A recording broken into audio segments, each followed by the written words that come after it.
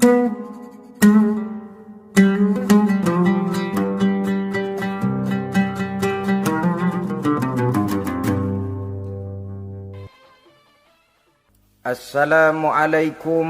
warahmatullahi wabarakatuh.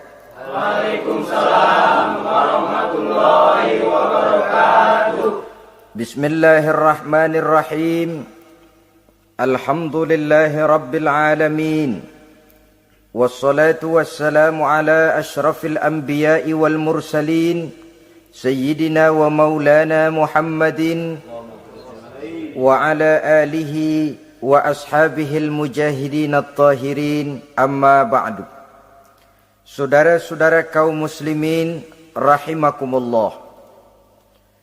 Pada pertemuan terdahulu kita sudah membicarakan orang-orang yang menjadi teman-teman setan dalam kehidupan di dunia ini.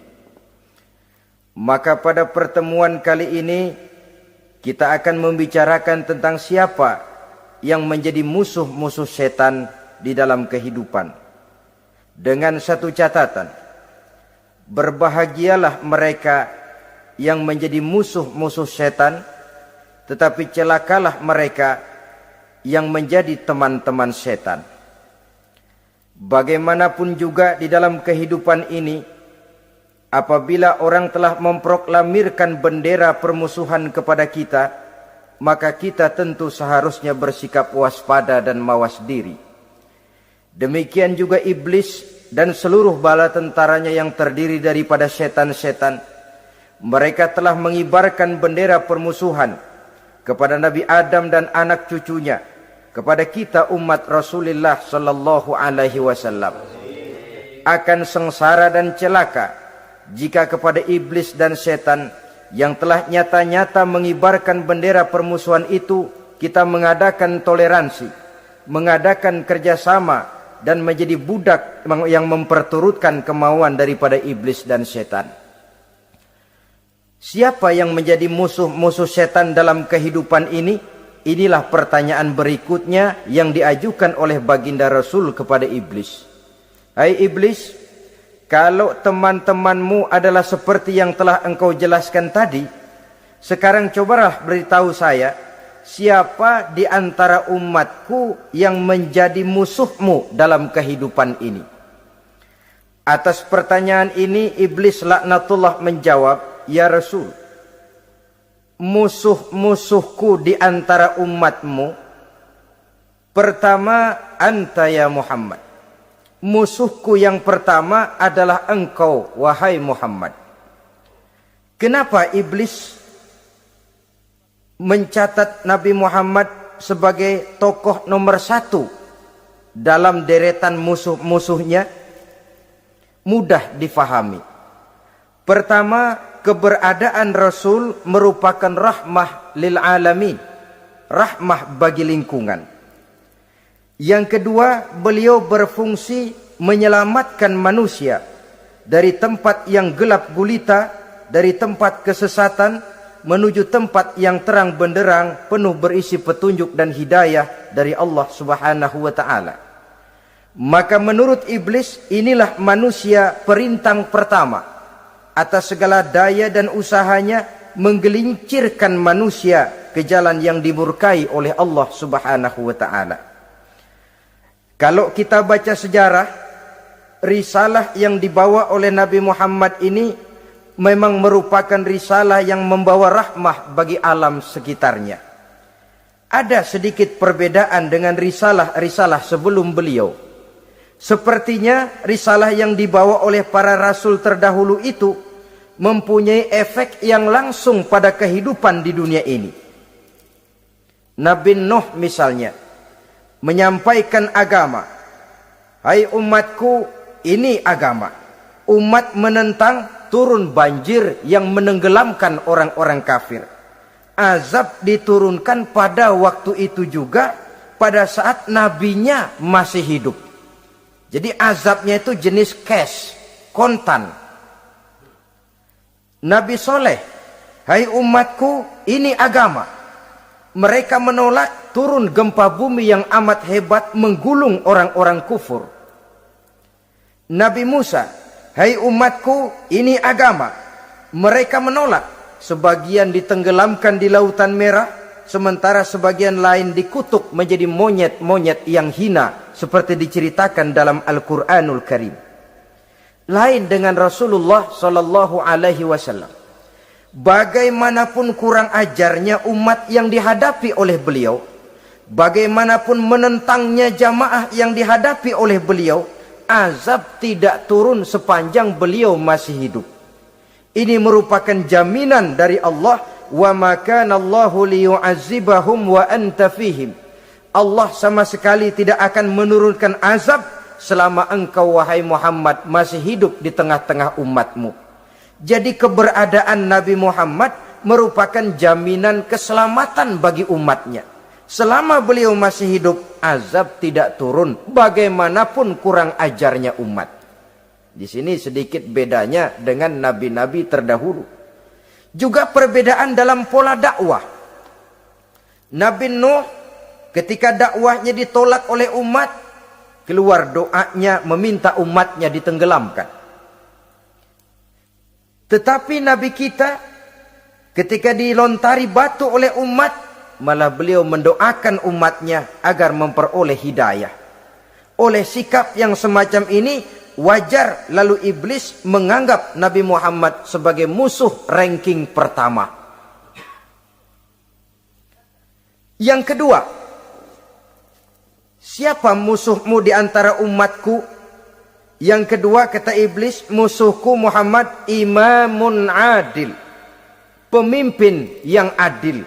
Itu yang akan menjadi musuhku di dunia ini. Putus asa iblis menghadapi pemimpin yang adil. Tipu dayanya tidak terkena.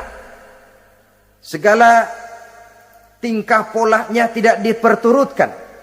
Imam yang adil, pemimpin yang adil merupakan musuh daripada iblis laknatullah alaih. Apa sebabnya? Karena pemimpin yang adil mempunyai dampak dalam kehidupan di dunia ini. Melindungi orang banyak, menenteramkan orang banyak. Makin aman, tentram, tenang situasi dan kondisi, makin mudah orang melaksanakan ibadah. Makin tekun orang melaksanakan ibadah, makin dekat dia dengan Allah. Makin dekat manusia dengan Allah, makin jauh dia dari iblis. Sebab dua hal ini selalu kontradiktif. Jika kita jauh dari Allah, tentu dekat dengan iblis. Jika kita jauh dari iblis, harus dekat tentu dengan Allah. Dan begitu selanjutnya. Dalam kaitannya dengan kehidupan kita sekarang, saudara-saudara, disinilah perlunya mempersiapkan manusia. Membangun manusia itu jauh lebih sulit daripada membangun jembatan. Membangun manusia itu lebih sulit daripada membangun gedung-gedung bertingkat. Termasuk membangun dan mempersiapkan calon-calon pemimpin yang adil di masa yang akan datang. Membangun jembatan penting. Tapi lebih penting daripada membangun jembatan adalah membangun manusia yang bikin jembatan. Sebab kalau manusia yang bikin jembatan tidak dibangun lebih dahulu, saya khawatir jembatannya nanti habis dimakan oleh yang bangun jembatan. Mengaspal jalan raya penting. Lebih penting dari mengaspal jalan raya, membangun manusia yang mengaspal jalan itu. Sebab kalau manusia yang mengaspal jalan bermental rusak dan bejat, saya khawatir jalan belum selesai, aspalnya habis dimakan oleh yang ngaspal. Inilah pentingnya membangun manusia pembangunan. Semua tugas-tugas besar, semua pekerjaan-pekerjaan yang baik harus berangkat dari niat yang baik, berangkat dari hati yang bersih. Siapapun adanya kita, apapun profesi kita. Yang jadi kiai, marilah berangkat dari niat yang bersih. Yang jadi mubalik, marilah berangkat dari niat yang bersih. Niatnya itu mau menghidupkan Islam atau mau cari hidup jual Islam. Kalau mau menghidupkan Islam, mari sama-sama kita berjuang. Tapi kalau mau cari hidup untuk dengan menjual Islam, minggir saja daripada nanti bikin malu. Yang mengurus masjid, mari berangkat dari niat yang bersih. Ngurus masjid itu niatnya mau menghidupkan masjid atau mau cari hidup di dalam masjid. Kalau mau menghidupkan masjid, mari. Tapi kalau mau mencari hidup di dalam masjid, tolong minggir saja daripada nanti bikin aib. Yang jadi orang alim, mari berangkat dari niat yang bersih. Jangan memperjualbelikan fatwa, yang halal dikatakan haram, yang haram jadi samar-samar, nanti membingungkan umat. Berangkat dari niat yang bersih, membangun manusia pembangunan. Ini barangkali istilah yang lebih kena. Saudara-saudara kaum muslimin rahimakumullah.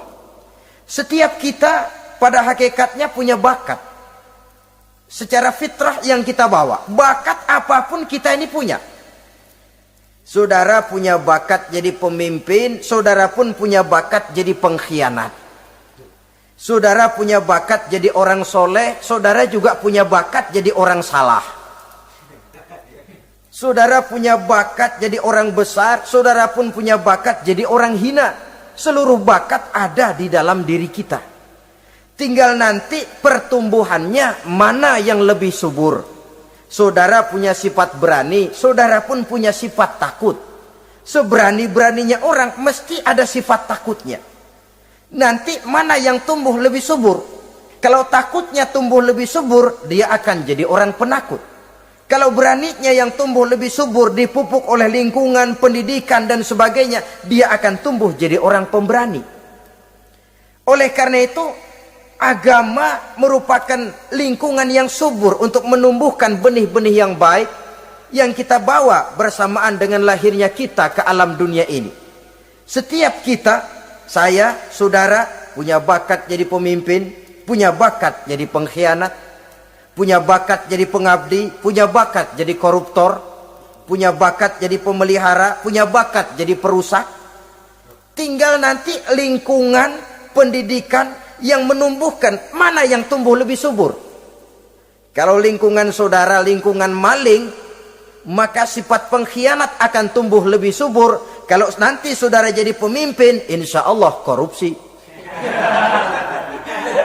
Lingkungan yang menumbuhkan sifat mengabdi, sifat berbuat tanpa pamrih, dikalahkan oleh sifat pengkhianat dan korupsi itu yang dibentuk oleh lingkungan, pendidikan, pengalaman dan sebagainya.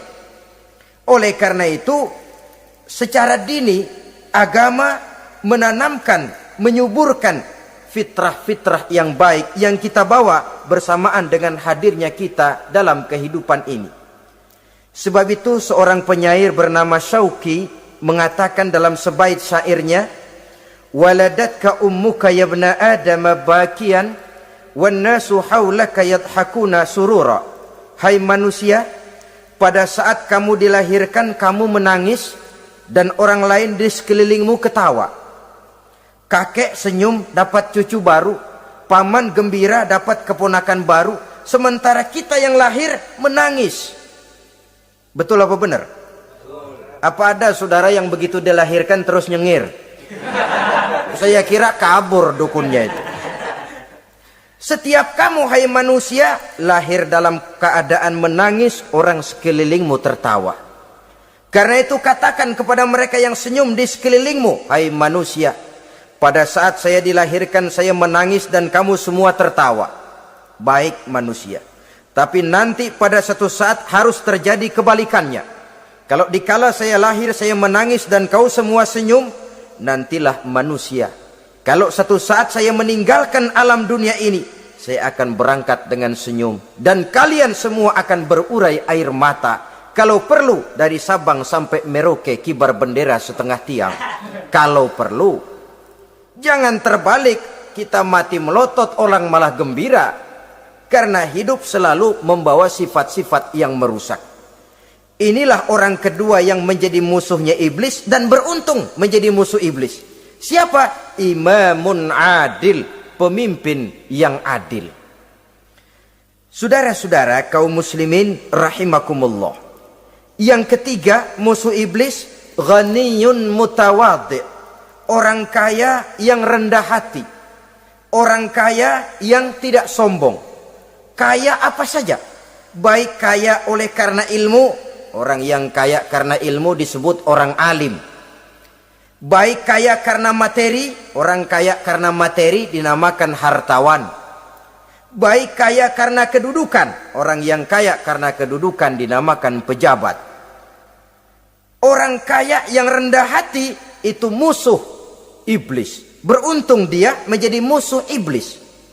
Iblis tidak senang ada orang kaya tidak sombong. Tapi iblis paling senang kalau ada orang kaya sombong. Lebih senang lagi iblis kalau ada orang miskin sombong. Masya Allah. Orang kaya sombong, walaupun iblis senang, orang masih bilang pantas saja dia sombong, kaya apaan aja punya. Udah miskin sombong, kira-kira yang disombongin apaan? Dalam segala bentuknya sombong ini Allah tidak senang, tapi iblis senang. Kenapa? Karena sponsor sombong iblis. Kan yang pertama kali sombong iblis toh. Ketika disuruh sujud kepada Nabi Adam, dia nggak mau. Ini kesombongan pertama yang terjadi dalam sejarah. Ketika ditanya, kenapa kau tidak mau sujud iblis? Ah, saya kan dibikin dari api, Adam dari tanah. I am the best. Saya lebih hebat daripada iblis, daripada Adam. Adam baru kemarin dibikin, saya sudah lama. Kata Allah, kamu sombong iblis, ini surga bukan tempat orang sombong. Keluar! Terusir dia dari surga. Jadi, kesombongan pertama adalah kesombongan yang dilakukan oleh iblis. Dan dia tanamkan itu kepada kita supaya jadi orang sombong. Karena itu sombong ilmu Allah nggak senang, tapi iblis senang. Mentang-mentang ada ilmunya. Nih, satu-satunya ustadz di sini ya. Semua mesti ngaji sama gue. Kalau nggak ngaji sama gue, Islamnya kurang tapi bener. Sombong karena ilmu. Sombong karena pangkat. Mentang-mentang pakai bintang di pundak, jalan pundak duluan. Yang wajar saja hidup ini. Sombong harta pun begitu. Kaum muslimin rahimakumullah. Orang kaya yang rendah hati dimusuhi oleh iblis, tapi dicintai Allah, dicintai Rasul, dicintai malaikat. Caranya bagaimana? Kembali kepada satu kesadaran. Bahwa pada saat terlahir ke alam dunia ini tidak ada yang pernah kita bawa. Kalau sekarang kita punya rumah, punya kebun, punya kendaraan, punya pabrik, punya segala macam benda, apa itu? Titipan. Pada suatu saat akan diambil kembali oleh yang menitipnya. Kalau titipan itu pandai kita jaga, pandai kita syukuri, titipan akan makin banyak. Sama juga kita dalam kehidupan. Kalau orang bisa kita percaya, saya mau pergi ke luar negeri, rumah saya titip kepada tetangga. Saya pulang dari luar negeri, isi rumah tetap, tidak berkurang, malah dibersihi, malah disapu, dihilangkan kotorannya. Tentu bukan main syukur saya, girang saya. Akan bertambah kepercayaan saya untuk menitipkan apa saja. Ini makna la in syakartum la azidannakum wa la in kafartum inna azabi lasyadid. Kalau kamu pandai bersyukur, aku tambah nikmat. Tapi kalau kamu ingkar, azabku teramat pedih. Artinya apa? Nikmat bisa berubah menjadi azab kalau kita tidak pandai mensyukurinya. Ma'asyiral muslimin rahimakumullah. Orang yang kaya ilmu lalu rendah hati, tidak selalu ingin menonjolkan diri. Ini kadang-kadang yang tanggung ini yang bikin berabe. Alim bener enggak, geblek bener juga enggak. Yang sedikit-sedikit mau nonjolin diri. Kalau enggak jadi imam enggak mau ke masjid. Enggak jadi imam enggak mau ke musola. Pokoknya kalau enggak jadi imam marahan sama musola. Macam mana? Saudara-saudara kaum muslimin, rendah hati. Tidak selalu ingin menonjolkan, sebab orang yang selalu ingin menonjolkan dirinya biasanya orang yang kekurangan kepercayaan kepada kemampuan dirinya sendiri. Dia selalu ingin dinomorsatukan. Dia selalu ingin ditempatkan pada ranking teratas. Dia tidak percaya diri. Orang yang percaya diri dapat bersikap wajar dalam kehidupan. Begitu juga kaya karena harta, dengan menyadari bahwa harta bagaimanapun banyaknya titipan dari Allah. Pada suatu saat akan kembali, dia harus dimanfaatkan sesuai dengan kehendak yang menitipnya. Begitu juga kaya oleh karena pangkat, kedudukan, dan jabatan. Pada suatu saat jabatan itu akan hilang dari diri kita. Karenanya sering saya jelaskan bahwa pangkat di dunia ini yang paling tinggi pensiun. Titel yang paling akhir almarhum.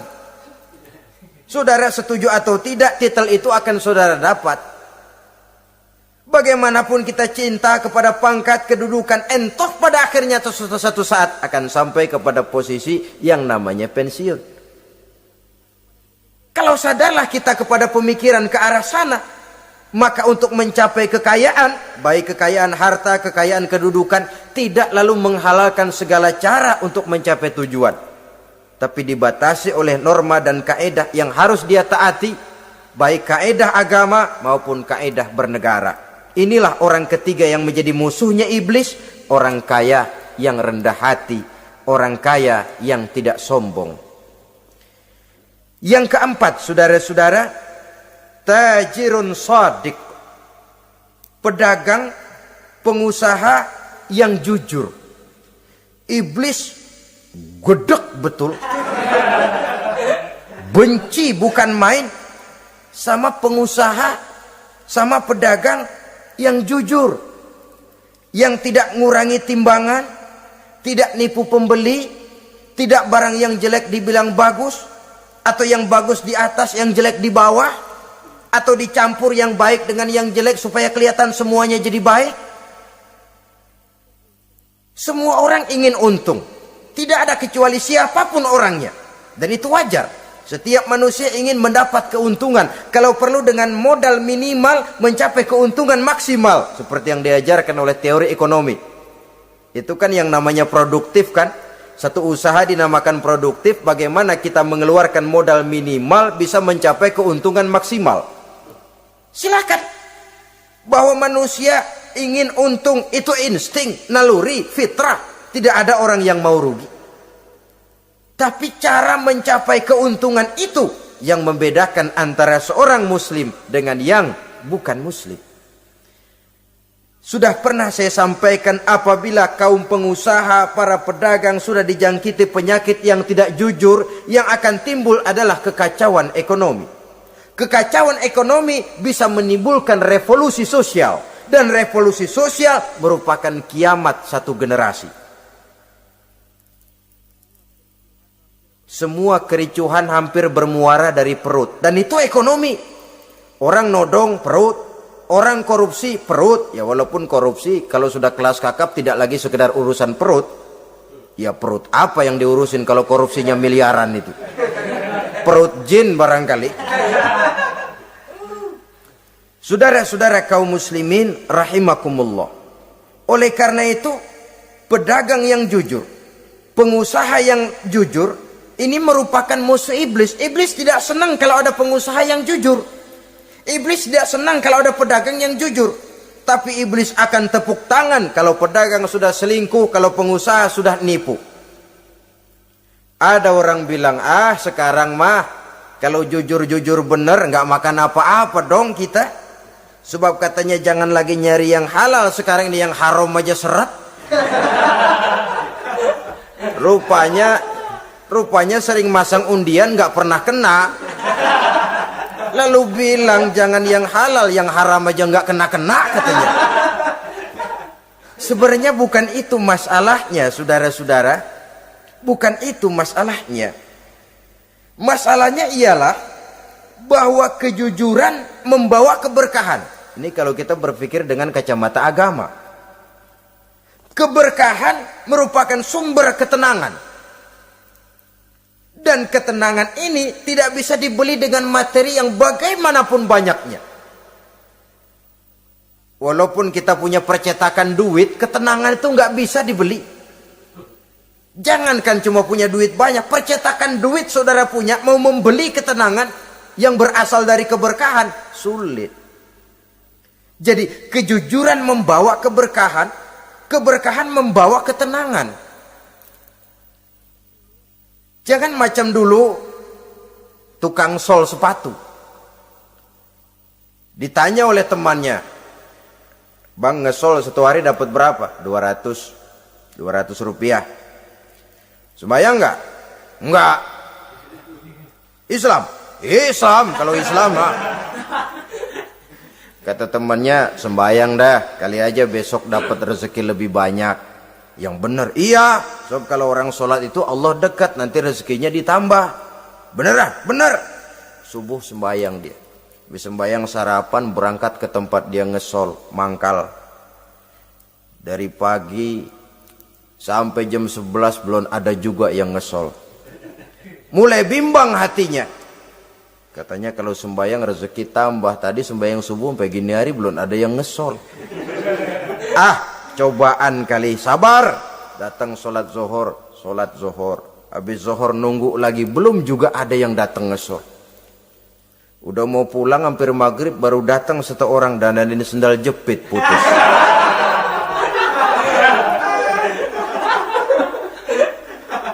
Sudah bayar 25 rupiah, pulang dia si tukang sol ini, ketemu sama temennya yang nyuruh sholat tadi. Ditanya, "Bagaimana penghasilan ini hari?" Apa dijawab? "Gua kapok deh sembahyang."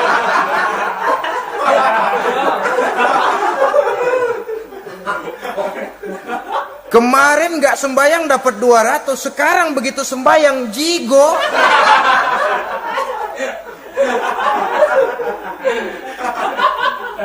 Dia tidak sadar bahwa dengan dari kacamata agama, 25 rupiah yang membawa berkah jauh lebih baik ketimbang 200 uang panas. Dari kacamata agama, 25 rupiah yang membawa berkah lebih baik daripada 200 rupiah tapi panas. Sebab panas menjauhkan kita dari ketenangan.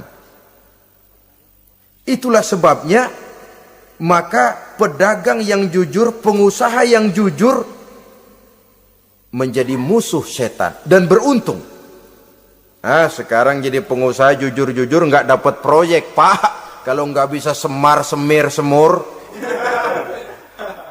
Padahal agama sudah menjelaskan ar-rashi wal murtashi finnar. Orang yang nyogok dan orang yang disogok dua-duanya neraka. Kenapa? Join termasuk ta'awanu 'alal ismi wal udwan. Bertolong-tolongan dalam berbuat dosa dan kesalahan. Kalau hadiah, lain hadiah. Kalau sodako, lain sodako. Tapi yang namanya semir, suap, ar-rashi wal murtashi finnar. Saudara-saudara kaum muslimin rahimakumullah. Jadi pedagang yang jujur, pengusaha yang jujur merupakan salah satu roda perekonomian. Kegoncangan ekonomi akan menimbulkan dampak sosial yang sangat luas dan kompleks. Yang pada giliran puncaknya, dampak paling negatifnya, dia sanggup menggerakkan terjadinya revolusi sosial. Bukankah sebagian besar gerak hidup manusia dimotivasi oleh keinginan untuk mempertahankan kelangsungan hidup? Dan kelangsungan hidup artinya mulut. Mulut itu artinya perut dan itu artinya makan. Setelah itu mungkin baru pangan, baru sandang, baru dia berpikir pakaian dan sebagainya. Jadi karena dia merupakan penggerak roda ekonomi, pedagang yang jujur, pengusaha yang jujur mutlak diperlukan dalam kehidupan ini. Sebab sekali lagi kejujuran akan membawa keberkahan, keberkahan memberikan ketenangan dalam kehidupan. Oleh karenanya kita umat Islam biarin duit kita banyak asal berkah. Itu tentu idealnya. Ketimbang dikit tidak berkah, lebih baik ia banyak ia berkah. Dan keberkahan itu datang lewat kejujuran. Kejujuran ini sudah dicontohkan oleh Rasul pada saat beliau berniaga ke negeri Syam. Dikala berumur 9 tahun, bahkan dikala berumur 25 tahun, seketika membawa dagangan Sayyidatuna Khadijah yang kelak jadi istri beliau. Kita maklum bahwa solat merupakan sarana yang paling efektif untuk mendekatkan manusia kepada Allah. Makin dekat manusia dengan Allah, makin tidak senang iblis dan setan. Karena itu segala macam cara mereka berusaha mengaduk-ngaduk solat kita.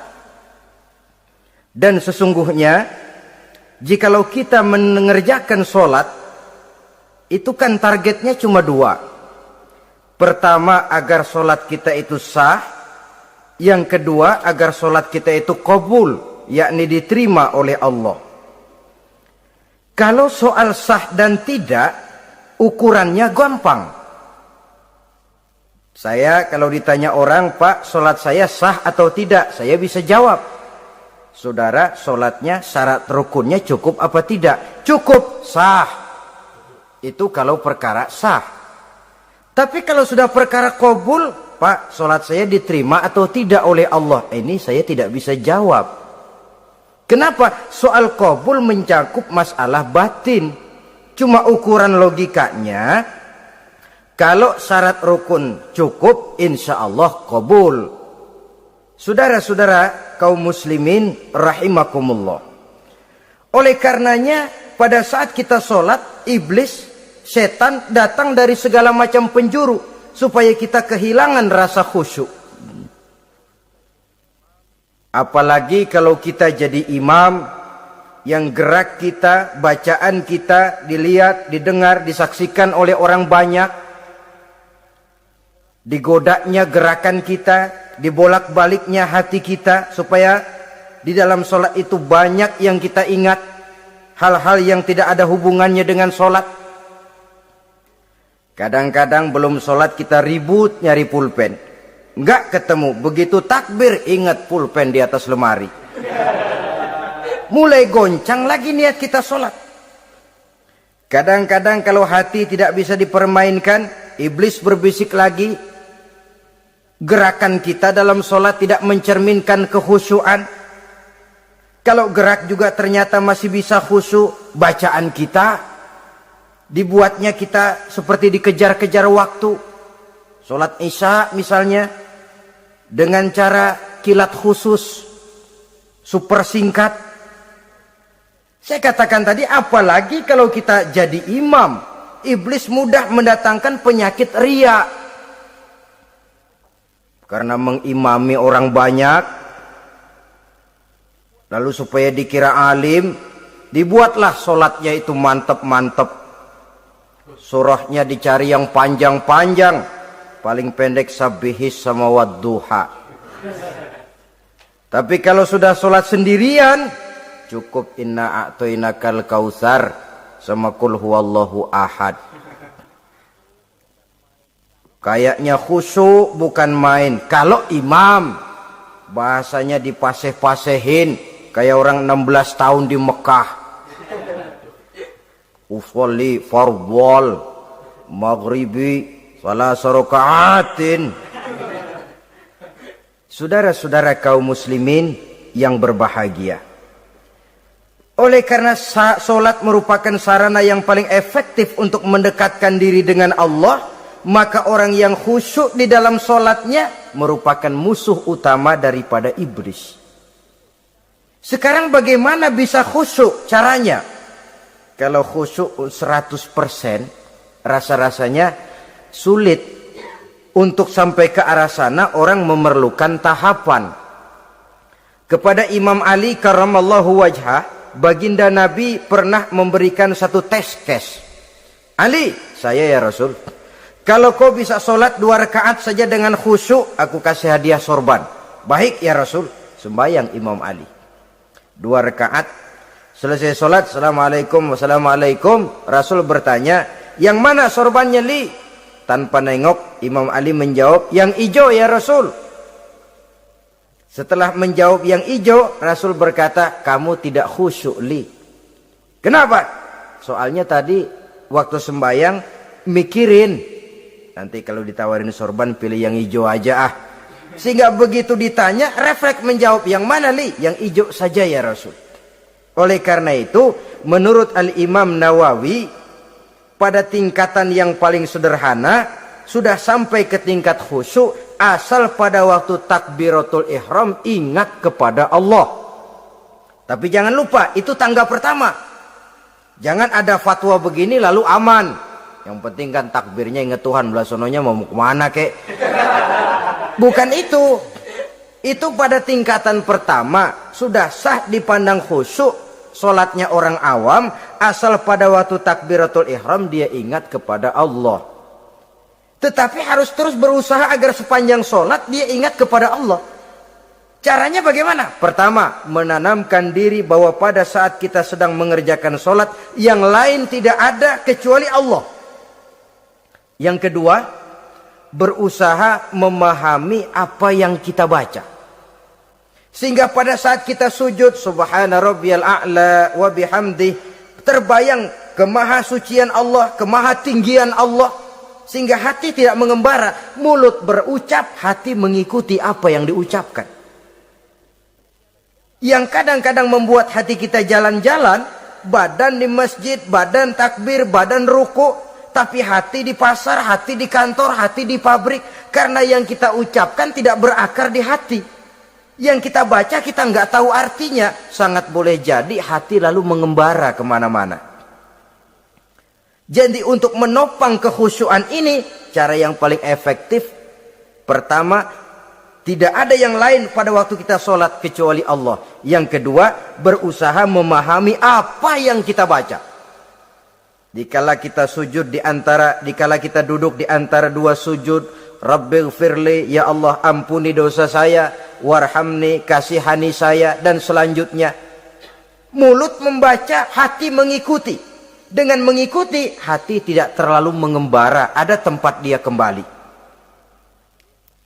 Saudara-saudara kaum muslimin rahimakumullah. Itu yang kelima. Yang keenam, yang menjadi musuh iblis, mukminun nasih. Orang mukmin yang suka memberikan nasihat. Orang mukmin yang suka memberikan petunjuk. Termasuk juru-juru dakwah, para muballigh itu merupakan musuh utama iblis. Kenapa? Tiap hari iblis kampanye. Tiap hari iblis mengajak dengan segala macam cara yang kalau perlu dia berikan kamuflase. Dia berikan fata morgana. Kalau perlu yang haram dia bungkus dengan merek halal. Kalau perlu kejahatan dia bungkus dengan baju kebajikan. Istilahnya racun diberi merek madu. Dan itu wajar. Cuma kita tentu harus punya filter, daya saring positif agar tidak salah pilih. Karena iblis ini pintar betul. Kalau kita khusyuk dalam sholat, dia tanamkan kepada kita misalnya seperti tadi itu. Sholatmu memang hebat, khusyuk. Di kampung ini tidak ada orang yang sholatnya seperti kamu. Tertanam itu dalam hati kita, timbul ujub. Akhirnya, iya. Gue lihat-lihat di kampung sini kagak ada yang sembayangi kayak gua. Nah, sudah masuk iblis. Jadi dia pandai mengikuti gerak hati dan irama denyut jantung manusia ini. Kemana kecenderungan manusia, ke situ dia masuk. Pendeknya iblis itu ibarat tukang joget, dia ngerti bener irama kendang. Saudara-saudara kaum muslimin rahimakumullah. Termasuk juru-juru dakwah, para mubaligh, orang yang suka memberikan nasihat ini. Mereka memberikan filter kepada umat, kepada jamaah, jangan sampai salah pilih. Dan iblis menyesatkan kita supaya kita salah pilih. Satu contoh ringan. Kalau di depan saudara ada dua buah gelas, yang segelas isinya jamu, yang segelas sirup. Kira-kira saudara minum yang mana? Jamu. Jamu apa sirup? Jamu. Sirup apa jamu? Jamu. yang pikirannya panjang, dia pasti minum jamu. Pahit memang, getir memang, tapi besok badan sehat, tenaga kuat, gairah kerja ada, kreativitas timbul, semangat menghadapi kehidupan tumbuh. Orang mukmin, orang yang berpandangan jauh ke depan. Pandangannya panjang. Panjang kemana? Tidak cuma ke dunia, sampai juga dia memandang ke alam barzakh, ke akhirat. Sholat itu jamu, pahit. Ngaji, hadir di majelis taklim, itu jamu, pahit. Sedekah, jamu, pahit. Mengeluarkan uang untuk kepentingan orang lain. Enak aja minta sumbangan, datang-datang yang nyari peres keringat banding tulang gue, lu datang-datang mau minta. Yang enak ngumpulin harta, lalu bakhil bin pelit alias medit. Itu jamu. Saudara hadirin yang saya muliakan, sedekah jamu pahit, puasa jamu pahit, jihad jamu pahit. Tapi nanti begitu kita meninggalkan dunia, masuk ke alam barzakh, apalagi pindah ke akhirat, baru terasa, aduh, nikmatnya dulu kemarin itu minum jamu, sekarang badan sehat, tenaga kuat, kerja semangat. Nikmatnya dulu saya waktu di dunia sholat, rajin ngaji, suka sedekah, suka menolong orang. Sekarang terasa manfaatnya. Begitu saya berada di alam barzakh, apalagi sudah dibangkitkan di padang mahsyar di akhirat nanti, terasa seluruh kebajikan yang saya kerjakan. Nah, orang yang berpikir jangka pendek, cuma ngelihat yang ada di depan hidungnya saja, ngapain minum jamu getir, sirup nih, manis. Dia minum, dia ambil sirup, minum, manis memang pada waktu minum, tapi besok bibir jontor. Meninggalkan perintah Allah, sirup itu manis. Tidak sholat, manis. Tidak bayar zakat, sirup, manis. Tidak mau puasa, sirup, manis. Manis sekarang. Tapi nanti besok begitu masuk ke alam barzakh, begitu dibangkitkan di padang mahsyar di akhirat nanti, merintih kita menahan penyesalan yang sudah tidak ada artinya lagi. Sampai-sampai penduduk mahsyar itu ada yang berkata, diceritakan dalam Quran, ya laitani kuntu turaba. Wahai celaka, kenapa kita enggak jadi tanah saja? Menyesali kejadiannya. Andai kata mereka bisa kembali ke hidup di dunia lagi, mereka akan minta kejadian yang kedua untuk berbuat baik. Tapi tentu sudah penyesalan yang tidak ada gunanya lagi. Maka saudara-saudara, emang cuman jalan duluan kecebur di sumur yang nyesel duluan. Ada orang jalan, yang paling depan kecebur di sumur, itu tuh, gue nyesel duluan katanya. Nyesel duluan. Yang lain mesti nyeselnya belakangan. Saudara hadirin yang saya muliakan.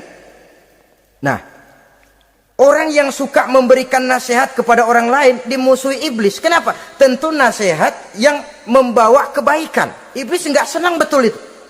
Kita nasihatin teman, udah berhenti dah, jangan pada mabuk lagi. Iblis gergetan bener. Ini orang dilarang lagi. Kita nasihati teman, udah jangan masang-masang lagi dah, nggak bakalan kena, dikebohongin. Nggak ada orang jadi kaya masang judi, bangkrut malah lo.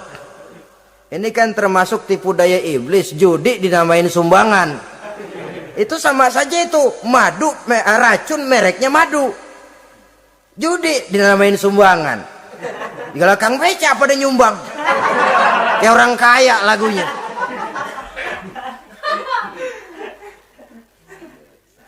Saudara-saudara kaum muslimin rahimakumullah, adalah kewajiban kita memang untuk tawasau bil haq, saling nasihat menasihati. Setiap kita juru dakwah, setiap kita wajib menyampaikan apa yang sudah kita tahu kepada orang yang belum atau kurang tahu. Saudara yang bisa bismillah wajib mendakwahkan bismillah itu kepada orang yang belum tahu bismillah. Saudara bisa Fatihah harus menyampaikan itu kepada orang yang belum bisa Fatihah. Persetan dengan orang lain. Apalagi yang cuma kerjanya ngeritik saja, lu baru bisa Fatihah doang udah ngajar. Biar aja yang diajarin gak bisa Fatihah kok. Apa masalahnya pemerataan di bidang keilmuan? Sebab memang biasa penonton itu selalu lebih pandai menilai, kayaknya lebih pintar dari yang main. Sama saja orang nonton bola, ngomel melulu. Padahal dia sendiri belum tentu bisa main. Dengerin orang pidato pun begitu. Monten bisa. Wah, kalau dia yang pidato 1 jam kayak semenit. Tapi kalau si Ano tuh kita udah pegel belum juga mau berhenti. Monten bisa. Coba dia suruh pidato. Udah 1/4 jam masih ama ba'du. Apa mau dibilang ama ba'du?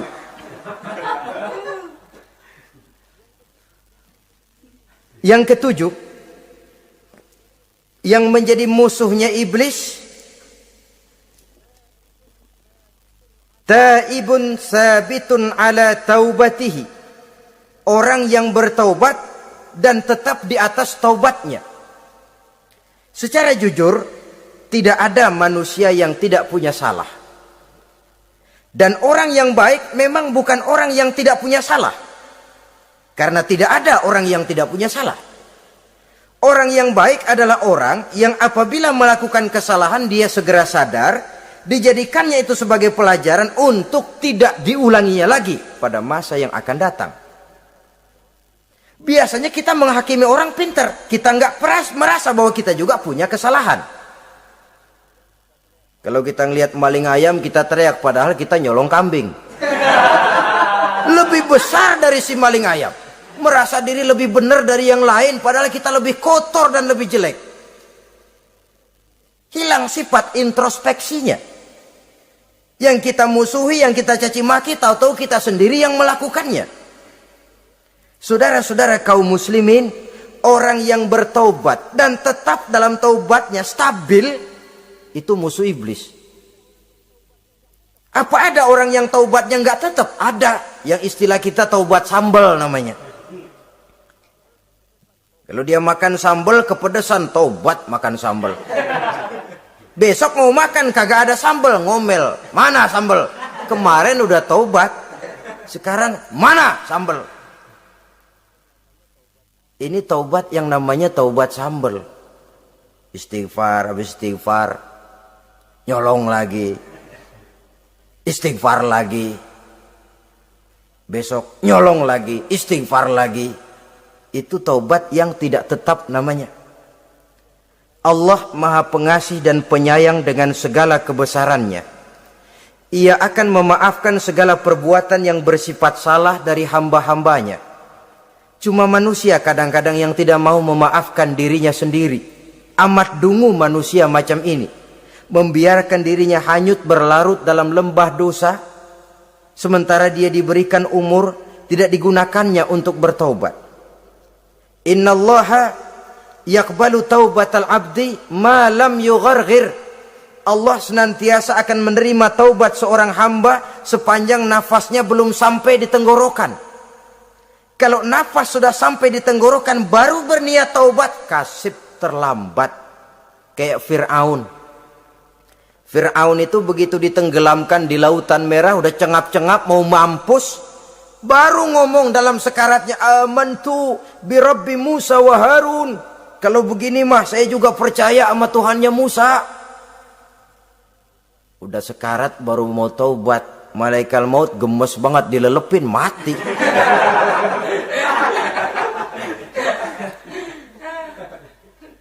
Nah, kepada adik-adik remaja, biasanya kalau sudah bicara taubat, pikiran kita, taubat mah urusan 70 tahun ke atas. Kita masih lama ini. Sebenarnya tidak. Masalah taubat adalah masalah salah dan dosa. Masalah salah dan dosa adalah masalah manusia. Sejak dia akil balik sampai ajal datang berenggut nyawa. Hidup ini tidak selalu berjalan mulus. Hidup ini tidak selalu berjalan di atas kertas putih. Kadang kita tersilap, kadang kita tersalah, kadang situasi dan kondisi menyebabkan kita berbuat lain dari yang seharusnya. Itu kehidupan, silih berganti. Oleh karenanya pesan Nabi, wa'at bi'is sayyi'atal hasanah, perbuatan salah ikuti dengan kebajikan, dosa iringi dengan taubat. Jangan nunggu, saya untuk taubat takut nanti bikin lagi. Nah, ini namanya punya harapan mau bikin lagi. Nanti aja dah kalau tua-tuaan. Saudara, kalau dosa itu ditumpuk, itu sama saja kotoran yang menodai hati. Kalau kotoran gak rajin kita bersihin, dia akan berkarat.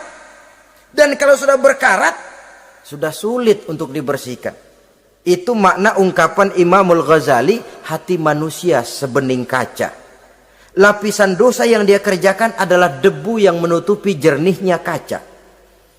Orang yang bersih dari dosa, dekat dengan Allah, hatinya jernih seperti kaca. Dari hati yang jernih, radarnya kontak kepada Allah. Sinyalnya nyambung channelnya itu.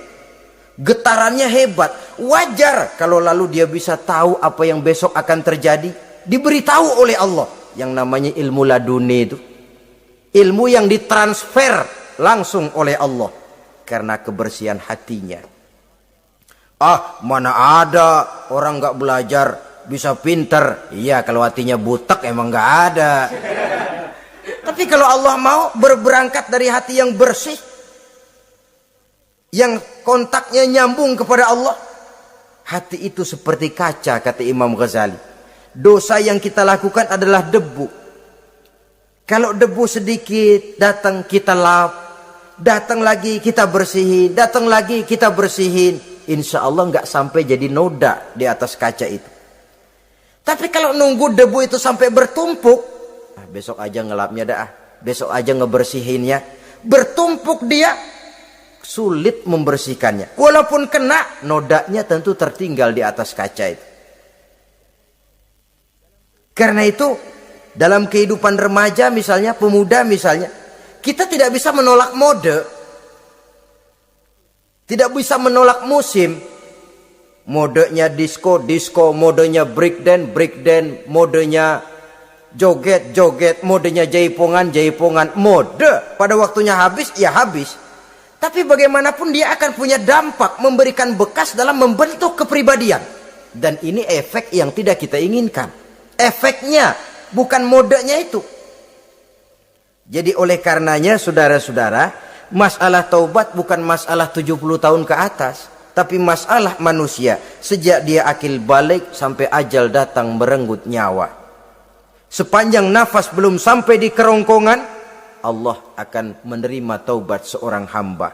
Bahkan dalam hadis qudsi Allah menyatakan, "Lau amiltumul khotoya hatta mala'atis sama, thumma nadimtum, fataballahu alaikum." Kalaupun kamu berbuat dosa sampai penuh langit dengan dosamu, kemudian kamu bertaubat dan menyesal, Allah pasti akan menerima taubatmu. Jadi orang yang taubat dengan sebenarnya dan tetap dalam taubatnya, itu musuh iblis. Tapi orang yang taubatnya angin-anginan, iblis demen banget. Dari sembahyang, besok mabok, besoknya lagi nyolong, besoknya lagi zina, besok taubat lagi. Kata iblis, surak, iya lu gocet dah Tuhan.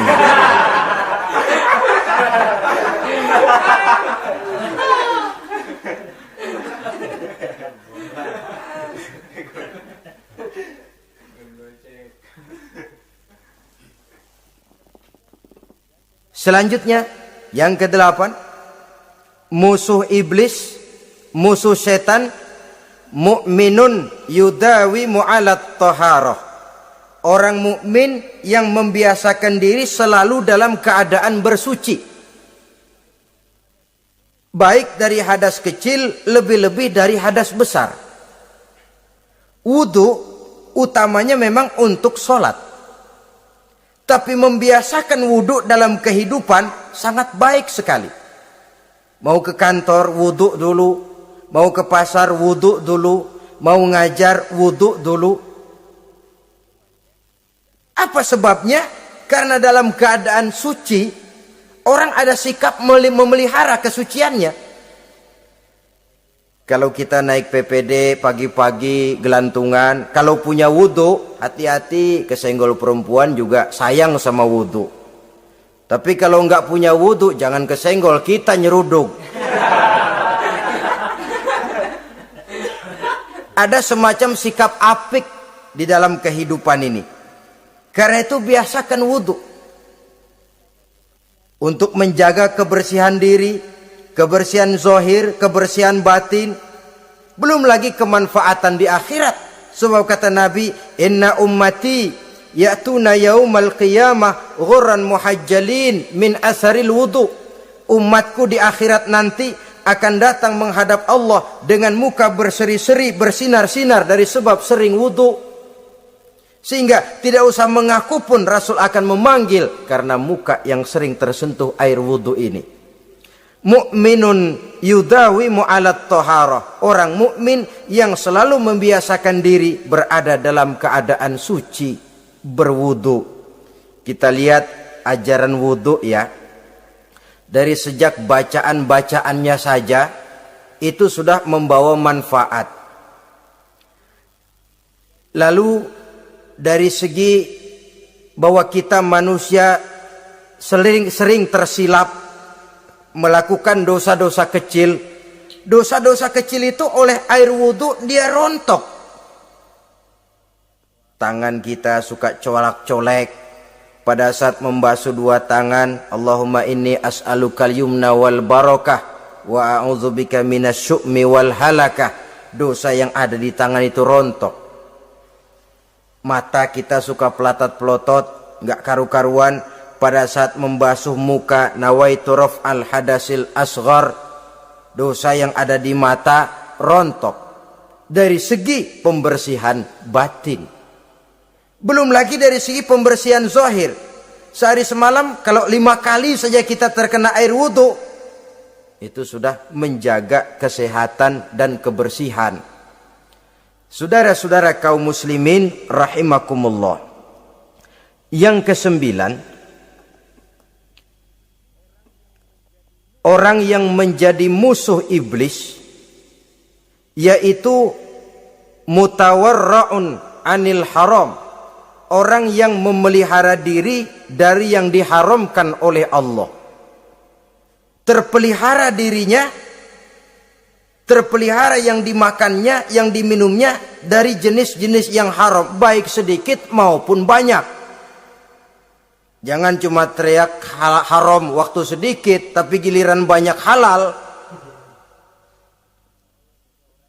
Sama saja orang dikasih tahu, itu ada cerita anak-anak, Pak Haji punya anak main judi, dikasih tahu, Pak anak bapak main judi, astagfirullah katanya. Tapi menang Pak, alhamdulillah.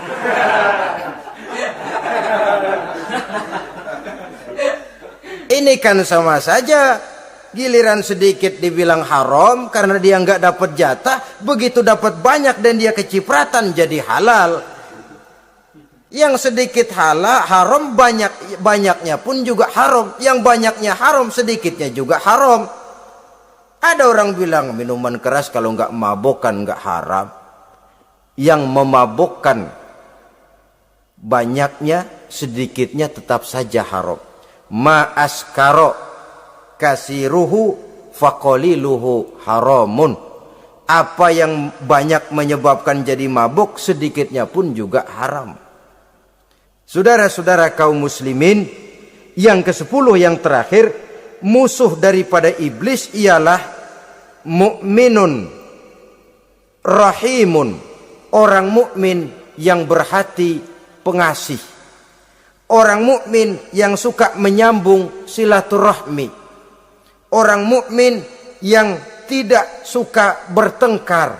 Orang mukmin yang tidak suka marah-marahan. Kalaupun terpaksa marah, tidak lebih daripada 3 hari. Jadi boleh saja marah kalau alasannya tepat, tapi nggak lebih dari 3 hari. Kalau perlu bikin perjanjian, kita marah ya 3 hari.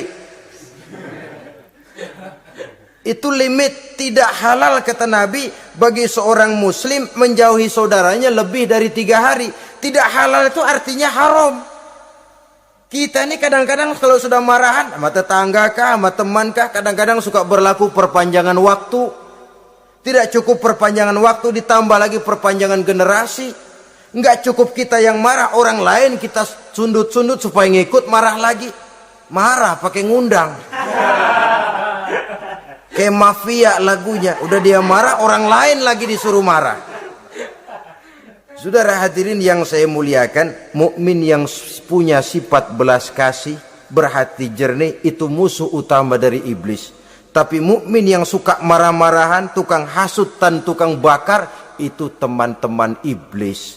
Oleh karena itu, mudah-mudahan kita semua menjadi musuh iblis. Dan jangan menjadi musuh iblis. Jangan menjadi teman iblis. Sebab iblis sudah kadang memproklamirkan permusuhan. Sekali dia musuh kita, selamanya dia akan tetap menjadi musuh kita.